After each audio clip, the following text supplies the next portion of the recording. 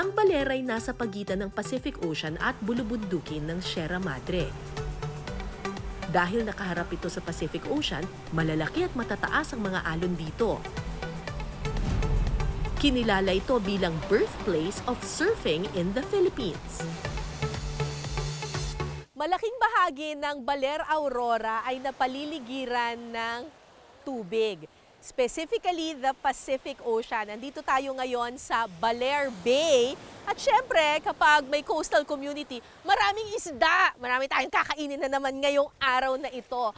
Ngayon, espesyal yung ating kukuning isda. Ang tawag dito ay isdang dorado. Alam niyo ba kung ano ibig sabihin ng dorado? Dorado in Spanish ay ginintuan. Kasi may ginto raw siya. Hindi. May kulay siyang ginto. Medyo malalaki raw itong mga isdang ito, kaya kukunin natin doon sa bangkang yon gamit ang isang kayak. Dahil nahuhuli ang mga isdang dorado sa malalim na bahagi ng dagat, ilang araw na nananatili sa laot ang mga mangingisda. Kuya Danny, kumusta na pose? Kumusta po? Ito po ba yung kayak ninyo? Opo, ma'am. Hindi natin sasakyan to? Opo, sasakyan natin. Ay, sasakyan natin? Akala ko ianod lang na ganyan. Gano'n na rin po. Pero itutulak mo. Itutulak o nakasakay tayo sa taas? Opo. Ganun. O sige, kaya ba tayo nito? Kaya po, ma'am. Hindi makalapit ang bangka nila sa dalampasigan dahil maaari itong sumadsad at masira. Kaya naman gumagamit sila ng improvised na kayak sa paghakot ng mga isda mula sa bangka papuntang Pampang. So, kakaiba yung kanilang kayak gawa sa styro na binalutan ng lambat at may kawayan. Kaya natin to.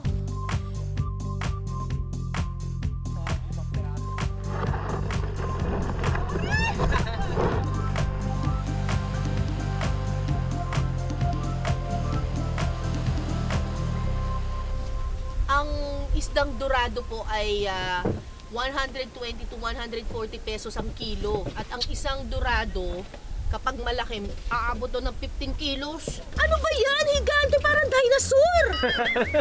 Parang dinosaur!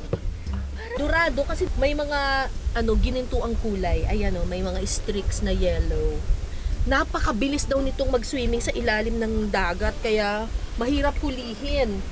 Ang isdang dorado o dolphin fish, kilala rin sa tawag na mahi-mahi. Mula 6 hanggang 15 kilo ang bigat nito.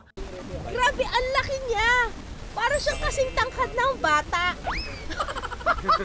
Parang isang bata na yung laki nito.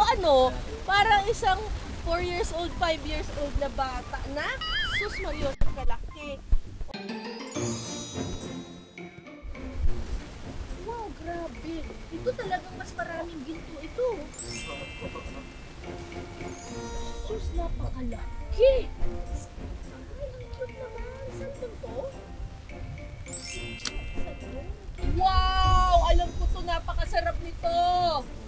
Yellowfin. Yellowfin tuna.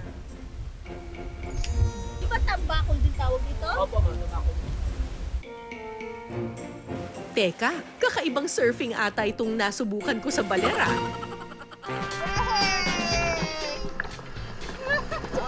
Teka lang, eto na, may alon na. Baka mabali. Hindi naman po yung kahon yun. Ang bigat! Napakalaki! May pangsinigang na kami! 1, 2, 3. Mapapakain namin ng buong barangay. Dahil sa dami ng nakuha natin. Bago pa man lumaot ang mga mangingisda rito, may mga namamakyaw na ng kanilang magiging huli. Kaya pagkababa ng mga isda, diretso na ito sa mga wholesaler. Yan! Dito ba, ma'am? Kikiluhin po natin. Makikiluhin. Kayo po si Ate Shania. Shania ba? Shania Twain. Napakalaki po nito. Parang dinosaur po itsura eh. 6 na kilo. 18.33. O, dorado ulit. Pwede ng 6 yan? Yellowfin, yellowfin. Ano mas mahal? Dorado, yellowfin? Yellowfin po, ma'am. Magkano yellow pin? 200 po. Dorado, magkano? 150 po. Okay. So, ang total nung dorado ay 3,253. Yung yellowfin, 1,178. Yung salmon, 2 kilos. Pero may awas na 5%, kaya 380. 380 na lang po. So, ang total ay 4,811. Gawin mo ng 5,000. Joke. So, ito yung nakuha nating isdang dorado. At nakikita nyo, meron ditong kamatis, may siling pangsigang. Kasi magluluto tayo ng sinigang na dorado. Pero may twist itong sinigang na iluluto sa atin ni Chef Ronald kasi nakalagay sa sizzling plate. Anong tawag niyo po dito sa ganitong uri ng dorado? Sizzling sinigang dorado na may katmon po. Na may katmon. So, ang pampaasim po ni Chef ay hindi po sampalok, kundi yung bunga ng Katmon. katmon. Naku, alam ko to eh. Maasim to. Maasim pero yung asim niya parang medyo fruity-fruity.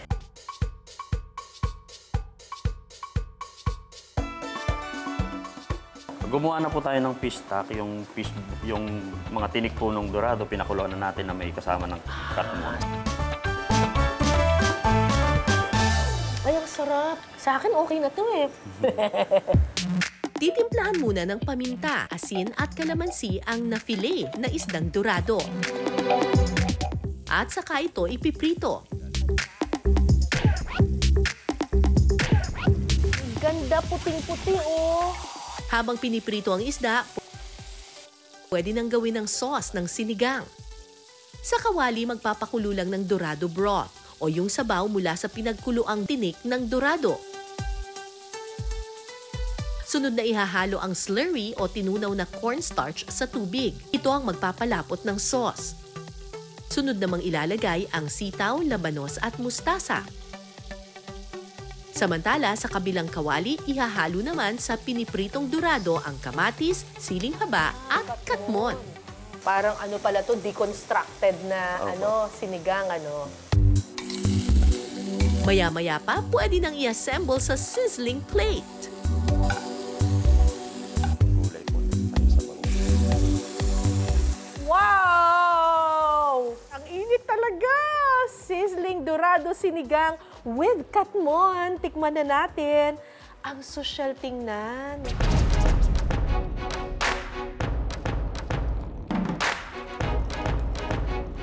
Natin ang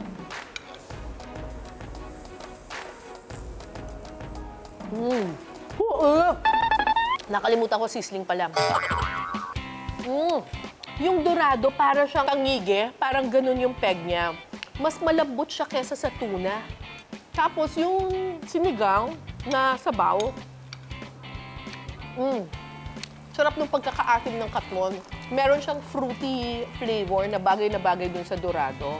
Okay to. Sarap.